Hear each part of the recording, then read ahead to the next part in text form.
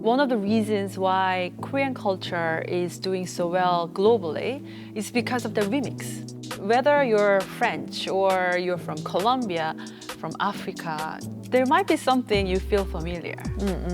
But still, because it's done by Korean, there's something exotic, like something Korean in it too, as a mix. K-style. This is what you're defining as K-style. Yeah.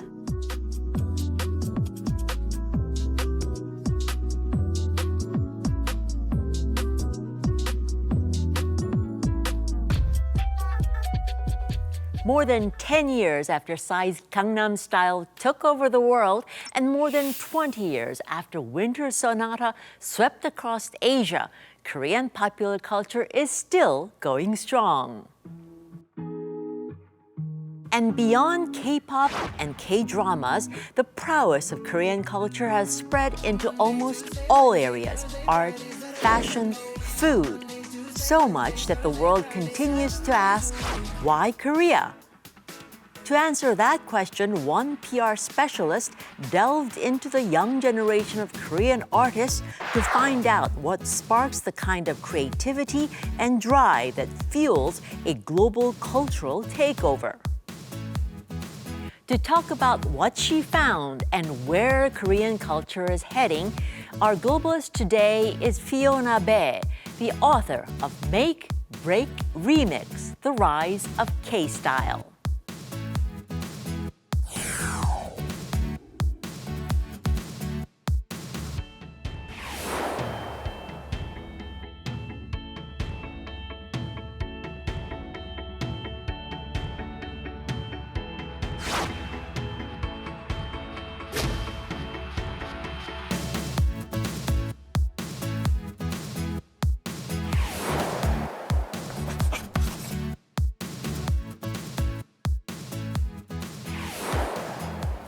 So Fiona, welcome to the Globalists.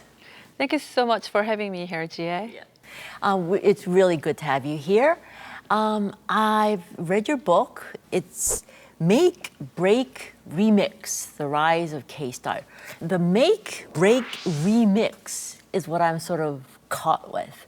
What does that mean? Why did you pick that as the title? So we actually had a long discussion with the publisher, Thames and Hudson. They said, we have to sell the book. When people go to Amazon, they're going to search. What do they search? They have to be something K. But the artists who are very strong about finding their own identity, they don't want to be labeled as something. So they don't really like to be boxed in a K-style. So they asked me, like, we need to find a new title. And the publisher told me, if you guys are so strongly against it, then try to come up with a better title, and then we'll make the K-style, the rise of K-style, as subtitle. So I spent a few weeks like trying to come up with a word. The remix was the easiest part because most of the artists actually did mention that word during the interview, saying what I'm doing, whether they're a musician or fashion designer, they told me what I'm doing is remixing. I'm absorbing new trends and different culture, and I'm remixing it to make something on my own. So remix was the easiest part, but then I just like play with the words, and I felt like these people obviously constantly creating something, but I felt very strongly that their bold and brave attitude to break the mold, and they're not afraid of breaking what they have created or someone created. So I thought Make, Break makes sense to go along with a remix. So it goes beyond just remixing. You thought as sort of destroying something that is already, that they didn't want to follow, type of thing. Yes. I also thought it was very unique that you took the story of K-style through these interviews. I mean, you didn't say, oh, K-style is this or K-style is that, but you told that story through these artists. Right. Why did you pick that kind of approach to this? I thought that was the only way to convince these super creative people who are trying to do something original to be part of this book. So my goal was, there are twofold. One, I wanted to explain why contemporary Korean culture has gained such global influence in a short time, like how and why was the first question I have. And the publisher wanted to answer. The second question was, is it going to last? So I wanted to get that answer. And I was curious by myself. So I wanted to get that answer from the creators who are actually shaping the Korean culture. But I knew that if I already have an answer and try to get their reaction, I felt like I was never going to get there. So I thought it was important that just let them explain about their own creative process and why they're doing it, how they're doing it. And I hope that maybe I'll find some answers. So we'll get to the how, why, and will it last a little later. But in order to get that answer, you had to, these are a group of 21 artists that are featured in your book. How do you select 21 artists? So that was actually probably the most difficult thing. It took me almost a year To select? to come up with a full list. Yeah. Well, was it full list, 21, or was it much longer? Actually, there were only 2 people who said no. Oh. So most people, I had a pretty high success rate. But the reason I could success so well was because I was trying to be strategic about whom to go first. So for instance, when I secured Kyuhee Park, she was recently CEO of Korea head of Stussy, a very popular streetwear brand, and now she's going to work for Supreme. And she is very highly respected in the subculture, like fashion scenes. And in fact, while I was following her on her Instagram, I found these really cool-looking 2 young founders of streetwear brand called Mischief. And even like visually, they were striking and they look really bold. So I asked Kyuhee about them, and Kyuhee said like, yeah, they're amazing. Like found out that they have a cult following among young women. So that's how I found Mischief founders, Jiyoon and Jiyoon. And then I went to them. Kyuhee is going to join. Will you join? And then I got them. And then I found some other like musician like DPR, Music Collective, and they knew Kyuhee and Mischief. So when I approached them, so it's sort of like networked. Yes, through the artists themselves. So it's like a web of Korean culture that you were building. The reason it took me so much time to finish the list was because I thought it was very important that these people I feature in the book have a mutual respect.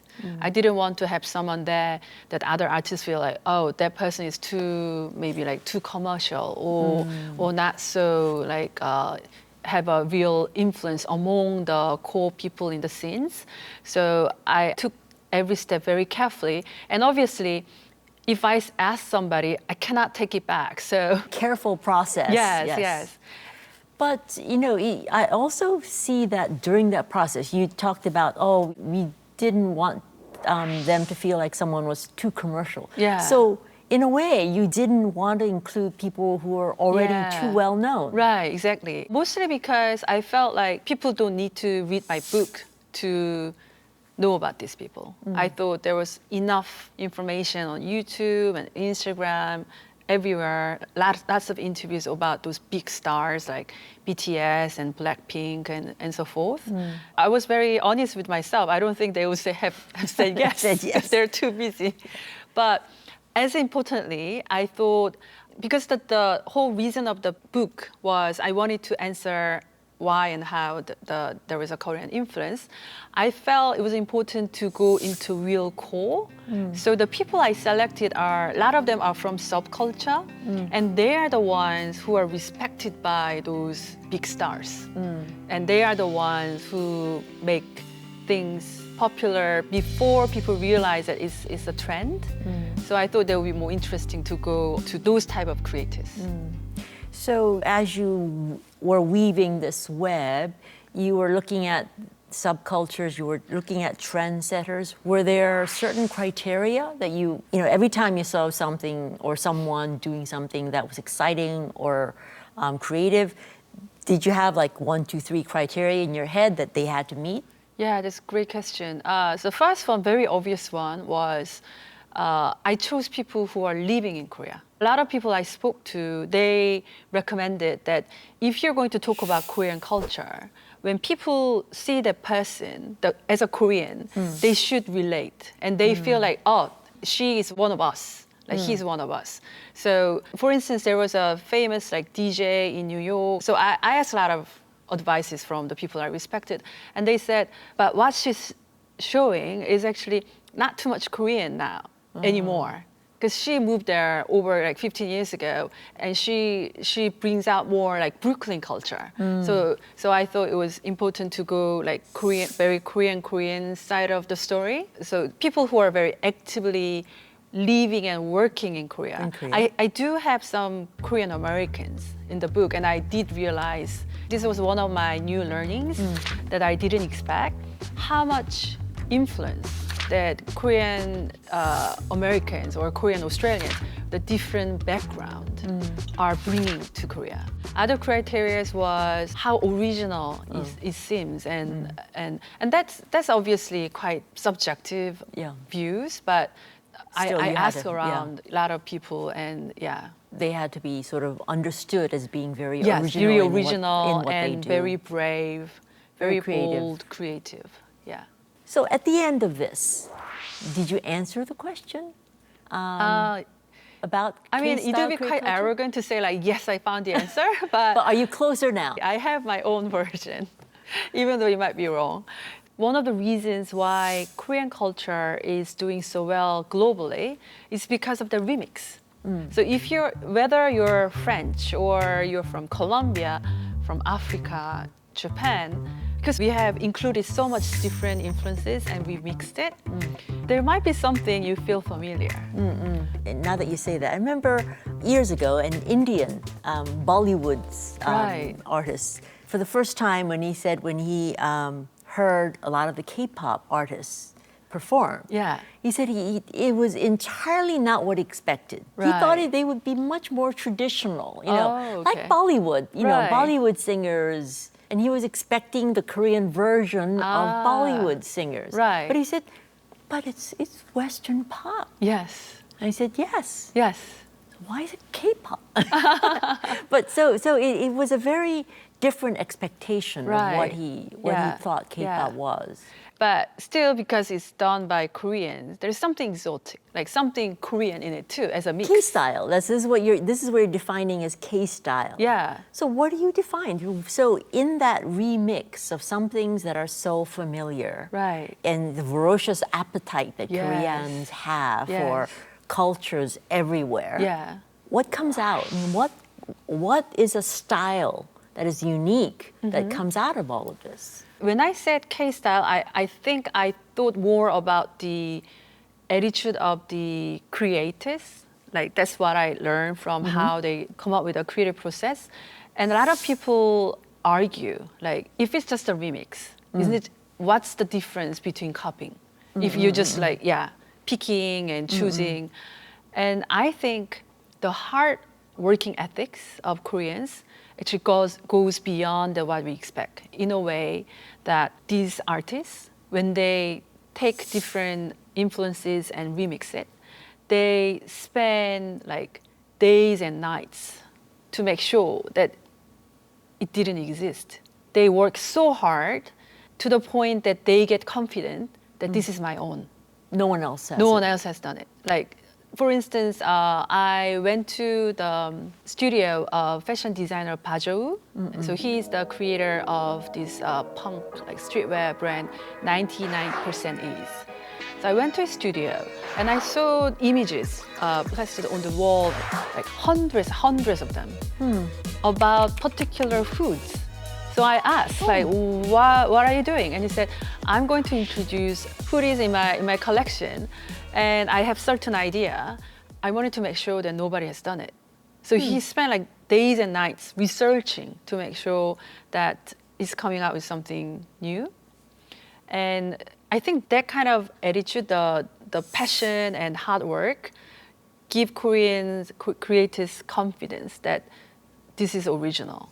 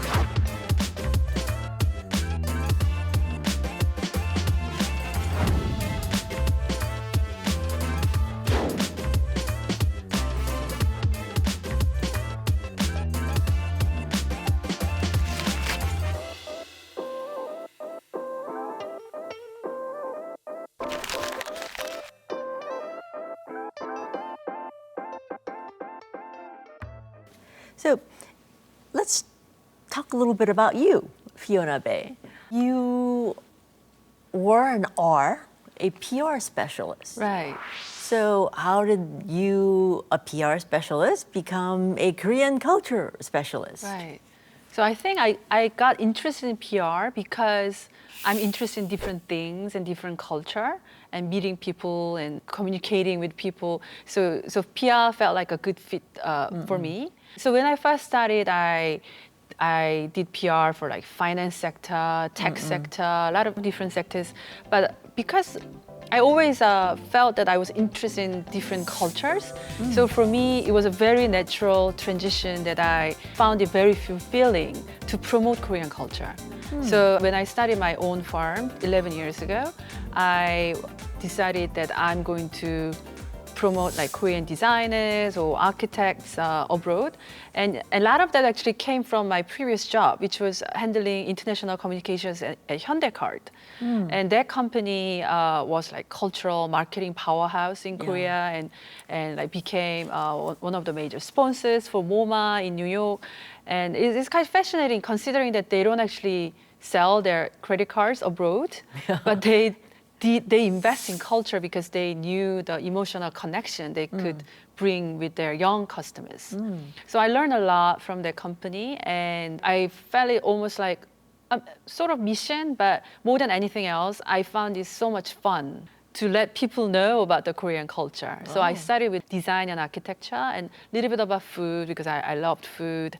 And then music and fashion was quite new to me until I did my book. But because of the opportunity was too great and too interesting, I decided, okay, I'll just have to educate myself about that fields as well. Because those two were the fields Thames and Hudson felt the Western audience was more familiar with compared to like, art or design and architecture. So we focused on that. And now you've sort of found an area that really interests Yes. you. You talked about your company. Is it set up in Korea? Korea, or- yeah. It was but you actually live in the UK. Yeah, I moved to London about 2.5 years ago. And before I did back and forth between Hong Kong and Seoul for 4 years. I see. But yeah, I still have my company here, named after my name. And last year I came to Korea 5 times, and my husband has been counting. It was 14 weeks that I left him to be a single dad for my 4-year-old. Well, last year he was 3. And in London, of all places, so far away. Yeah, it Yeah. is, yeah. But, going back and forth and dealing with a lot of international clients, does that give you maybe a broader perspective Absolutely. of Korean culture? Absolutely, yeah. So I've been now doing international communications for Korean artists and Korean culture for over 15, 16 years. And I think I've been well trained to understand that how to present our culture. Not necessarily like packaging and trying to make it look better, but just help people understand better. Like how can we help them get to know our culture better? Rather than just promoting what we think is important and interesting, because it's all very different perspectives they have. Related to that, people think of, this is why I think in a way, people think of Korean culture as very dynamic and energetic, but they think it's sort of fleeting. They think it's sort of superficial. That Right. maybe it's sort of like, when Right. BTS is no longer here, when Blackpink is no Yeah. longer popular, Yeah. it'll be gone tomorrow. I think Right. that goes back to the question, will it last? Yeah. Do you think it will last? I actually became much more confident after doing my book, because I realized that there's so much energy and talents among young creators in their 20s and 30s. And a lot of them actually do recognize the danger that it might just fleet unless we bring more diversity and more depth to it. So they actually understand, and they're addressing those issues. So I became much more confident that it will last. But at the same time, I'm quite worried about how the Korean society is still full of contrast and irony. So one of the artists I interviewed, most eye-opening to me, was the tattooist Doi.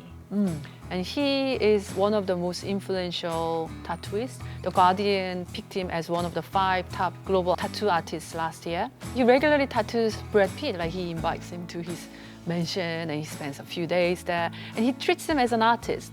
But when he comes back to Korea, as soon as he Lands. he is potentially a criminal because in Korea, as you know, performing tattoo without a medical license is still illegal. Yeah. The only country In the world. in the world. Yeah. So while there is so much creative energy and fun and happiness that people long to see from the like contemporary and pop Korean culture, we all know that there is a very dark side. And I do believe that speed and competition have been the key drive for Korean culture's success. But I worry that at the same time, those are the exactly same conditions which can break the Korean society because it's so exhausting. Yeah. Do you think that we are going to, in the near future, see where a stage where Korean culture is sort of respected on the same level as people in the West respect Chinese culture or Japanese culture? I think people tend to forget that Korean culture's popularity the history is so much shorter. And the people in the Western world, in other parts of the world, have been familiar with China and Japan much, much longer than Korea. So I think it's a little early to say that how long it'll last and where it's going. But I'm confident to say that we got a lot of potential. And especially in the world we live in, the technology is sort of really on Korean culture side. Yes, in a way. absolutely. So digital transformation goes both ways. So as a very like tech-savvy country, kids grow up like Korean kids. They know how to browse and pick the newest trends so well. So they can absorb more quickly. But then obviously putting it out has become so much easier. Yeah. So going back to tattooist Doi, he has almost 500,000 followers on his Instagram. And there are a lot of Korean tattooists who are like that. And some tattooists, if they have a particular like Asian Korean style, who study like Oriental painting and so forth, 80-90% of their fans are from outside of Korea. So I asked him what happened, like how did Korean tattoo get recognized globally? And he said, the only thing he said, Instagram. So they came looking for him, Yes, in a way. yes. Oh. It was like overnight phenomenon, he said. Tattoo is sort of a weird area for me. We could do a whole show on that, Right. but right now we won't. Yes. So it has already been a year since the book came out. Yeah, almost, yeah. If you were doing it again, if you're doing Make, Break, Remix Part 2, Right. who would you put in now? So Dasom Han is a very talented photographer and videographer. She's actually crossing over between the work she used to do more for like subculture. I realized that she did a photo for RM's interview in the New York Times last autumn. That was an interesting story because New York Times interviewed RM as an art collector. Oh. Yeah, just before the freeze. So would you include RM in your I love interview? to. I love you to. would too? I love to. RM as an artist or an art collector? Oh, RM is an artist. He's doing a really interesting balance act between RM as the K-pop idol and The the BT, solo BTS. yeah, BTS and solo artist. And since the BTS having a hiatus, he has been looking into his own identity as a single musician, and I think he's really interesting figure. Talking about what makes artists original, I hear that you have a fascination with gin. Well, yeah, I happen to marry to a gin distiller. They've been doing it since 1681. So now we are preparing a Korean gin. Oh. So they are the oldest and most famous gin making family in London, and gin is a very London drink. Yes. So Totally. this is a reinterpretation of classic London gin through Koreanness, like Korean influence, Korean style. and I Tastes, flavors, yeah smells. yes. So I intentionally picked very typical Korean food ingredients. So it has like toasted black sesame, 흑임자, and 깻잎, and Wow. yeah, 깻잎. wild sesame, and That leaves, yeah. and suk. Yeah. Yes. Well, I'm looking forward to tasting it next time. So, and we'll see you again next time you come to Seoul. And that's it for me. Next time, I'll be back with another globalist who's putting Korea on the map. Sunji out.